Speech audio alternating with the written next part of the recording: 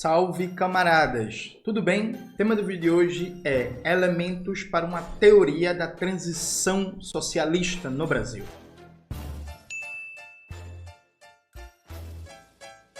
Antes de começar propriamente o tema do vídeo do canal, quero muito agradecer a você que ajuda a manter e melhorar nosso canal a partir do Apoia-se. Seu apoio é fundamental para a gente continuar o nosso trabalho. Lembrando que a gente tem uma lista de transmissão no Zap Zap com todo o conteúdo que a gente produz e recomenda. Entra lá e não perde nada. Lembrando também que em 2025, 13 de janeiro de 2025, começa a dinâmica do portal de notícias aqui no nosso canal, conduzido e comandado por Mauro Lopes. Tá? O vídeo fixo, a live que a gente fez com Mauro Lopes, explicando como é que vai ser. Coloca aí na tela, Maxwell. Assistam, por favor.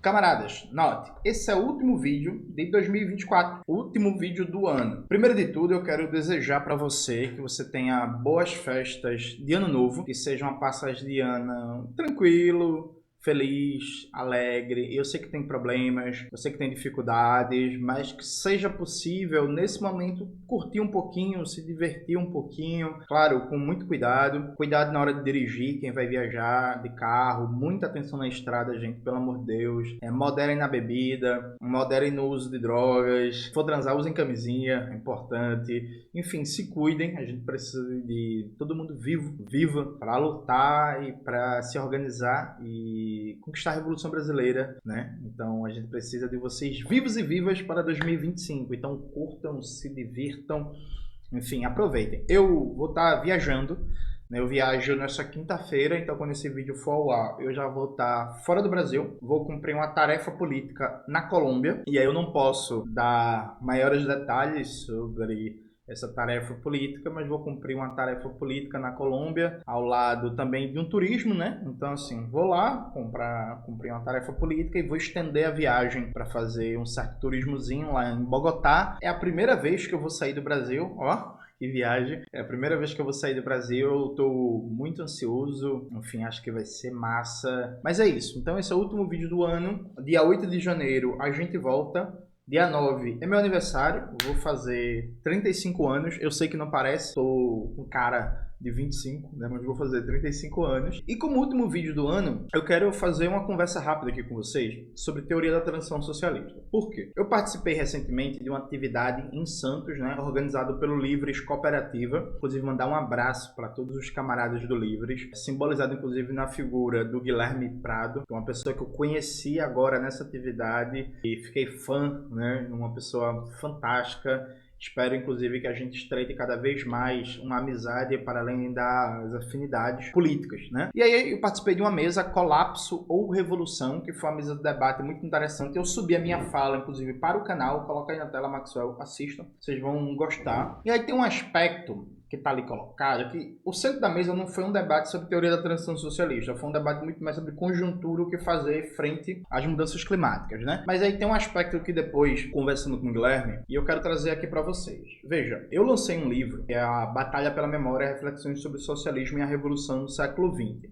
Coloca aí na tela, Maxwell, por favor. Está disponível para comprar no site da Ruptura e no site da Baioneta. Uma das teses centrais desse livro é dizer que a experiência histórica do século XX nos ensina que é impossível pensar a transição socialista em separado de uma reflexão estratégica sobre guerra e defesa nacional. No sentido de que todas as experiências de transição socialista ou nasceram a partir de uma guerra, no caso da Revolução Russa a partir da Primeira Guerra Mundial, ou a Revolução na Albânia, na Iugoslávia, né, conectada aos processos de libertação nacional ali do nazismo, ou foram ameaçadas por guerras depois da Revolução Vitoriosa, né, como no caso de Cuba, a invasão da Baía dos Porcos e o cerco permanente ali a Cuba. Então veja, não dá pra gente só pensar a teoria da transição socialista só a partir dos escritos de Marx, Engels e Lenin, por exemplo, e desconsiderar as mudanças que a gente tem na teoria militar, né, na teoria da guerra e na realidade histórico-concreta da guerra a partir da virada do século XIX para o século XX. Então eu venho me debatendo há muito tempo que, por exemplo,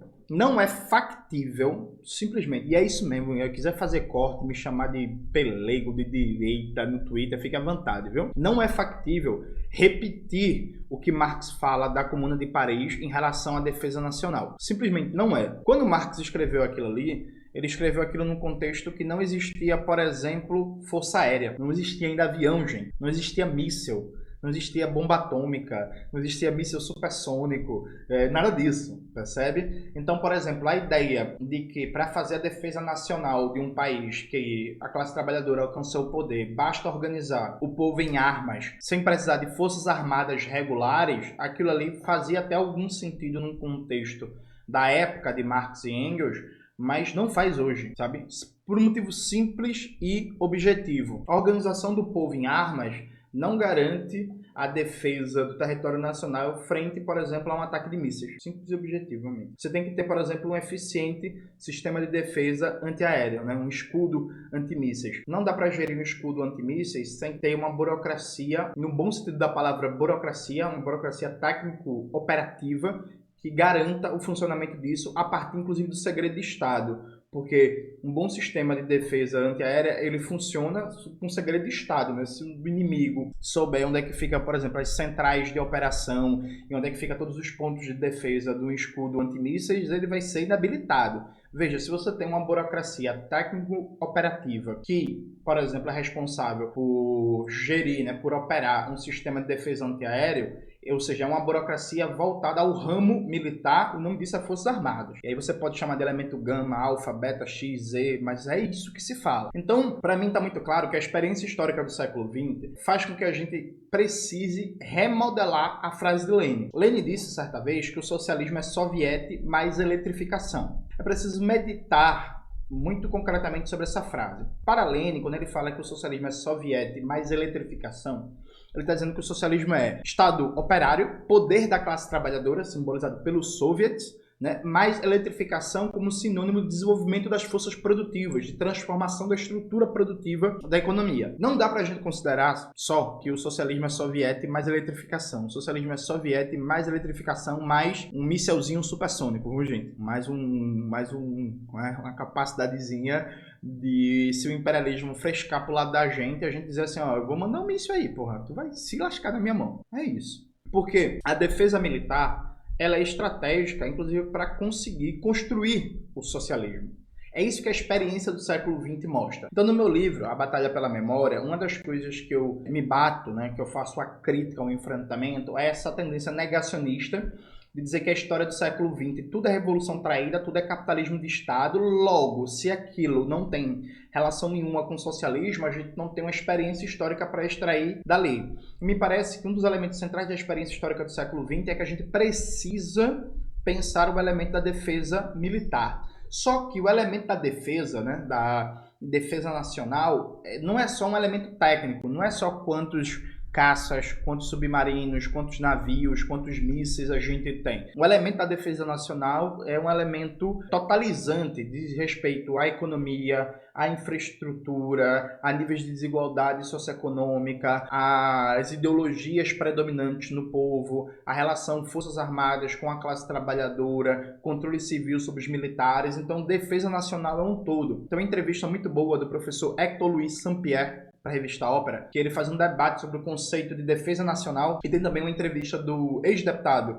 federal do PT, José Genuíno, para a revista Ópera, também sobre defesa nacional, que são duas entrevistas muito boas que apresentam uma concepção crítica, influenciada pelo marxismo, do que é defesa nacional. Então, claro que defesa nacional não está só relacionada a forças armadas, a tecnologia militar, mas é também, né? De tal sorte que toda vez que a gente for fazer um debate sobre transição socialista, a gente precisa considerar o aspecto da defesa nacional. A gente precisa garantir que nosso território não seja destruído. A gente precisa garantir que os Estados Unidos, por exemplo, não tenham capacidade de bombardear o nosso país ao bel prazer. A gente precisa garantir que a gente não seja invadido pelos Estados Unidos. A gente precisa garantir que não seja fácil destruir todas as estações de produção e distribuição de energia elétrica, sabe? E aí, é claro que hoje não estamos no poder. E é claro que reflexões como essa são projetivas, são para frente. Mas é claro também que os movimentos e partidos revolucionários, eles precisam desde já estar preparados, no mínimo teoricamente, para isso. Tem um debate que aparece muito na obra de Lenin,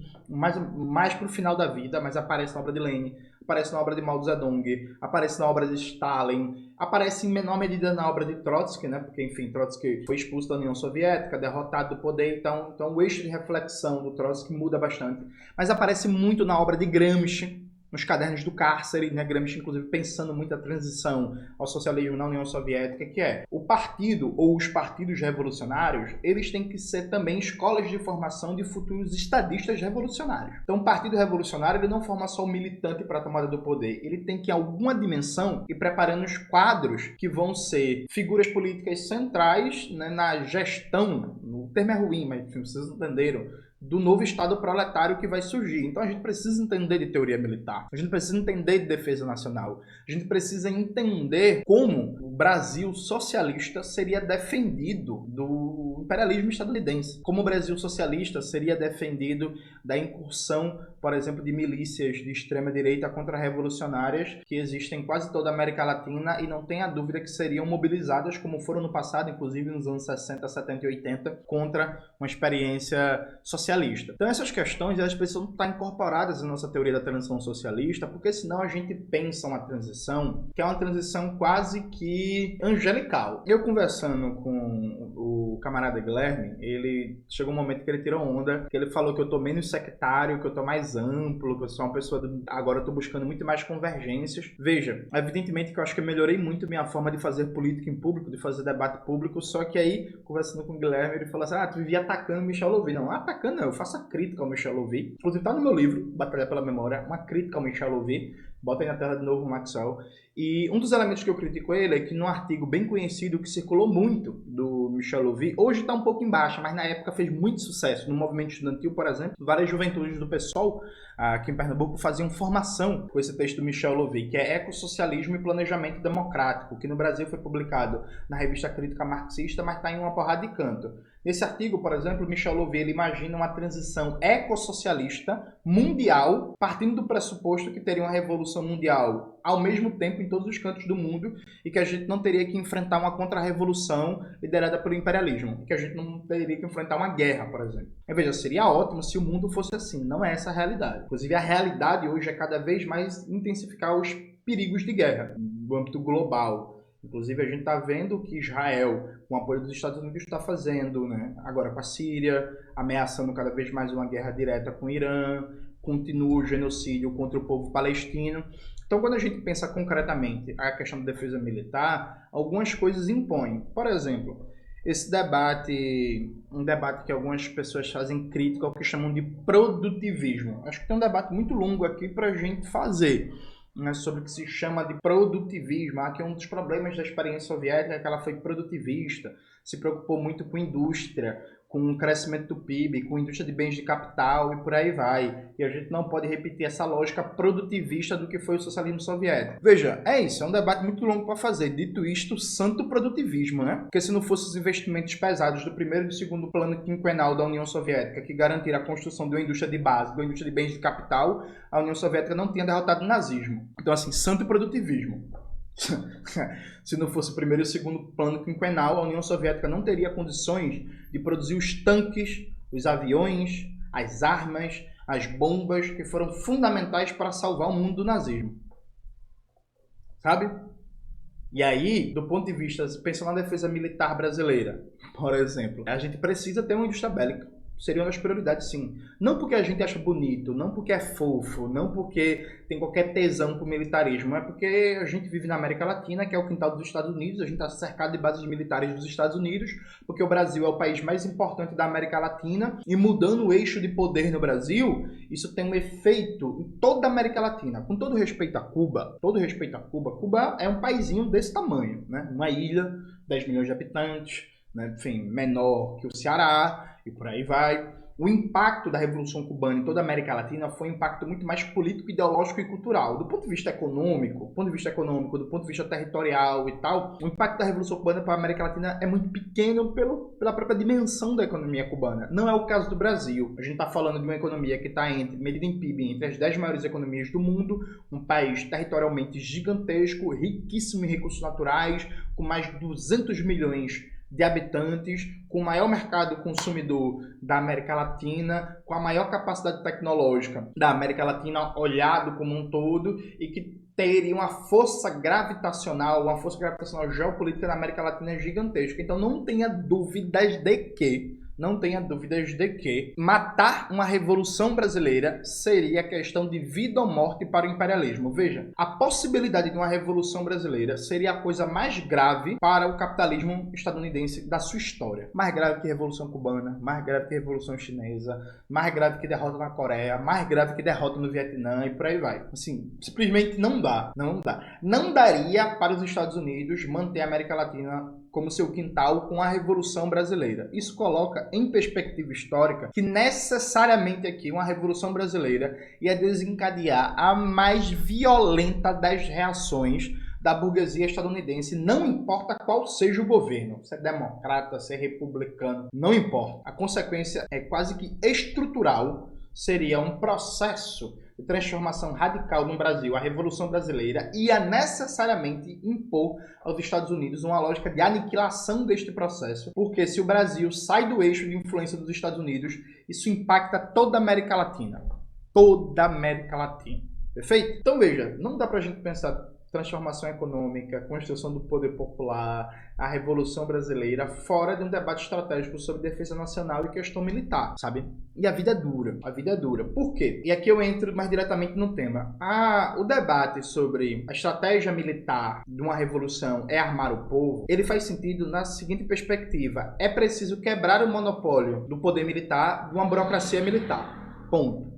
Dado que a partir do momento que você quebra esse monopólio, a chance de você cooptar um general para dar um golpe de Estado fica muito menor. Então, em basicamente todos os países socialistas, aconteceu uma socialização do treinamento militar com a criação de milícias operárias, não milícia no sentido do Rio de Janeiro, gente, milícia no bom sentido, de grupos operários armados, socialização do treinamento militar básico, preparação do grosso da população civil para, se necessário, ter rapidamente uma mobilização total e se transformar em um soldado, né, se transformar em um militar. Isso fez, dentre outras coisas, né, com que, historicamente, nas experiências socialistas do século XX, a gente praticamente não visse um golpe militar, porque necessariamente um golpe militar significaria uma guerra civil. Então, na história da Alemanha Socialista, da União Soviética, de Cuba, da Coreia, do Vietnã, da China, a gente tem poucos problemas com cooptação do imperialismo de generais que vão tentar um golpe de Estado. Dado que um golpe de Estado num contexto como esse, dentre outras coisas, significaria uma guerra civil, porque a população está armada, tem treinamento militar, tem capacidade técnico e operativa de rapidamente se transformar em um contrapoder militar contra o poder militar oficial que foi cooptado. Então, veja, é indispensável de qualquer estratégia de defesa nacional uma quebra relativa do monopólio do poder militar por parte de uma burocracia, inclusive reduzir ao máximo possível essa burocracia militar. Neste momento, a República Democrática Popular da Coreia, conhecido vulgarmente como Coreia do Norte, está num processo muito interessante de modernização das Forças Armadas,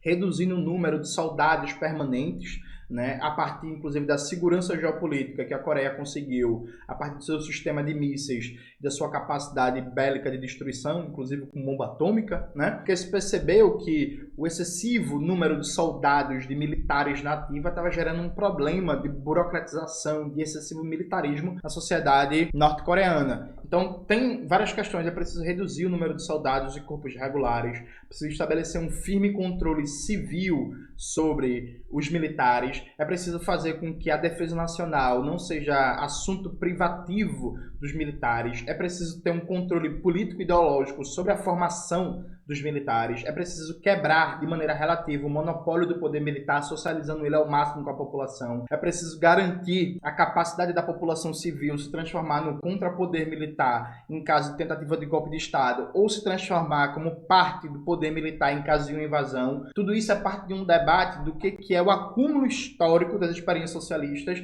em relação ao tema da questão militar. Uma parte desse debate, inclusive, está muito bem sintetizado no livro do professor Hector Louis Saint-Pierre, que eu acabei de esquecer o nome da tese de doutorado dele. Eu acho que é A política armada, fundamentos da guerra revolucionária. Perfeito, é esse mesmo. Coloca aí na tela, Maxwell, publicado pela editora Unesp, livro maravilhoso, diga-se de passagem. Então, tudo isso é parte do debate. Mas veja, uma estratégia de povo em armas, ou uma estratégia de guerra de guerrilhas, por exemplo, de guerra irregular, ela é ótima para expulsar um colonizador, um invasor estrangeiro. Ela é ótima para, inclusive, tentar derrotar golpes de Estado, mas ela não impede a destruição física do país. Esse é um elemento central. Veja, a gente não quer que o Brasil seja invadido para a gente ter que fazer uma guerra de guerrilha, por exemplo, ou combinar táticas de várias formas de guerra irregular para expulsar um invasor. Porque um processo de invasão, um processo de ataque massivo ao Brasil, num contexto socialista, ia provocar uma destruição que atrasaria em anos um processo de reconstrução socialista do país e que teria o risco, inclusive, de inviabilizá-lo, que foi basicamente o que aconteceu com várias experiências em África, né? Em que se fomentou guerras civis como forma de esgotar o país e acabar com as potencialidades de transição socialista, que foi o que foi feito no Congo, em Angola, Moçambique e por aí vai. Então, inclusive, até um país vitorioso como o Vietnã, o Vietnã sofreu por mais de 20 anos as sequelas da guerra com os Estados Unidos, e até hoje no Vietnã, volta e meia morre alguém, porque tem uma bomba, tem uma mina que não foi descoberta e explode, percebe? Então isso não é um passeio no parque. A gente não quer que o Brasil seja destruído para ser reconstruído. Isso tem consequências gravíssimas. Eu tô lendo uma biografia do Luiz Carlos Prestes, escrito pela Anita Prestes, publicado pela Boitempo Editorial. Coloca aí na tela, Maxwell. E o Prestes, no começo dos anos 30, foi para a União Soviética trabalhar e estudar o marxismo-leninismo. Uma das coisas que o Prestes fala é que nas fábricas que ele trabalhava, a imensa maioria dos operários não sabia o básico do manejo, por exemplo, com um martelo para trabalhar numa fábrica, porque não eram operários. Os operários morreram na Guerra Civil e na Primeira Guerra Mundial. Eram camponeses que tinham migrado há pouquíssimo tempo para as cidades e estavam se transformando em operários, né? Então, assim, não é um passeio no parque. Então, todo pensamento estratégico de teoria da transição socialista, ele precisa incorporar o elemento da defesa nacional e da questão militar, porque senão ele cai numa abstração. E aí, a necessidade de pensar a defesa militar impõe certos ditames, que eu não diria pragmáticos, as palavras ruins, certos ditames realistas. Vou dar um exemplo para vocês, que alguém vai cortar, vai colocar no Twitter para me atacar, me xingar, mas fique à vontade. Hoje, a gente tomou o poder no Brasil. Sabe qual seria uma das prioridades? A gente fazer uma negociação com a Rússia para modernizar nossa capacidade de defesa, tendo acesso a tecnologias russas de mísseis. Uma das prioridades. É isso, a Rússia, aquela bosta daquele governo Putin e tal, não sei o que, mas assim, seria uma das prioridades. Deveria ser. Pra gente proteger o território brasileiro. A gente teria que negociar com o governo Putin, porque hoje a Rússia é um dos países, do ponto de vista de indústria bélica, que tem uma das melhores tecnologias do mundo, inclusive em alguns ramos até superior aos Estados Unidos, e seria um parceiro estratégico para a gente construir nossa capacidade de defesa. Então a gente teria que negociar muito com a Rússia, sabe? É isso. A vida impõe essas coisas para a gente sobreviver ao imperialismo estadunidense. É bom? Não. Mas é necessário. Do mesmo jeito que uma das coisas que a gente precisaria fazer com que o Parque Fabril brasileiro não ficasse tão concentrado no litoral brasileiro, sabe? A gente teria que ter uma política de planejamento, de reindustrialização do Brasil em bases socialistas, que teria que considerar como a União Soviética considerou e como a China considera. Inclusive a China está fazendo uma mudança de vários parques fabris importantes, tirando de mais próximo do litoral e colocando para dentro do país, pensando na questão da defesa militar. Então a gente teria que pensar coisas assim, né? Onde é que a gente vai construir as nossas fábricas para deixar elas a salvo de possíveis ataques dos Estados Unidos. Então, é fundamental que os dirigentes revolucionários do Brasil, que as lideranças revolucionárias, que os intelectuais se debrucem sobre coisas como essa, que hoje pode parecer muito abstrato, que hoje a gente não vai colocar em prática, mas se a gente faz um debate sobre transição socialista, tudo isso tem que estar considerado e tem que ser um conhecimento que circule. Veja, nas organizações revolucionárias dos anos 50, 60, 70 e 80, era muito comum, né, os militantes militantes, dirigentes, intelectuais entenderem de questão militar por uma questão prática, né? Muitos participaram, inclusive, de guerras, né? Participaram das guerras contra os nazistas, por exemplo, auxiliaram nas guerras de libertação nacional. A nossa geração, pós anos 90, se desligou muito da questão militar, inclusive acreditou que a questão militar como um elemento central da disputa política da luta de classes era uma coisa do passado. A gente já viu que isso estava errado. A gente tem uma obrigação histórica de correr atrás desse déficit, né? A gente precisa se formar melhor sobre isso. É preciso que toda organização política, todos os partidos revolucionários tenham pessoas que entendam a questão militar e que consigam incorporar a questão militar na reflexão sobre teoria da transição socialista. Eu tentei apontar isso no meu livro, Batalha pela Memória. Não que eu seja um grande especialista, um grande entendedor de questão militar, longe disso, eu sou um curioso, sou um neófito no tema, mas sei dessa preocupação e tento, dentro das minhas limitações, colocá-la em perspectiva, perfeito? Então, acho que essa é a dimensão central para a gente pensar, que é outra coisa que eu falei uma vez no Twitter e até hoje uma galera me ataca e pode atacar, gente, pensando no realismo revolucionário, que é, tomamos o poder, beleza, como é que a gente mantém o poder? Inclusive do ponto de vista militar. Não isso é um realismo revolucionário, porque veja, historicamente, tomar o poder é a parte mais fácil de uma revolução, viu?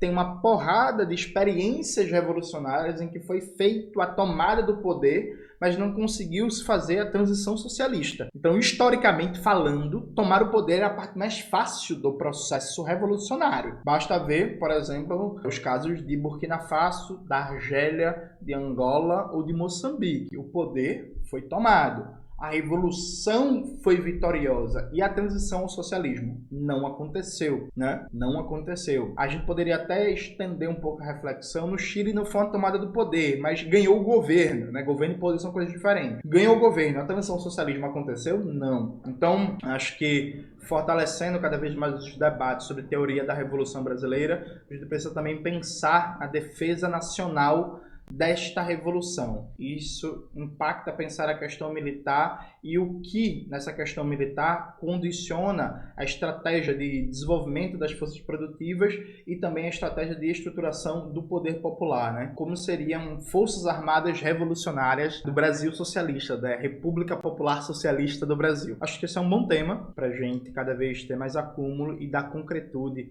aos debates sobre teoria da transição socialista. É isso, galera. Espero que vocês tenham uma ótima passagem de ano. Um beijo e até 2025. Tchau, tchau.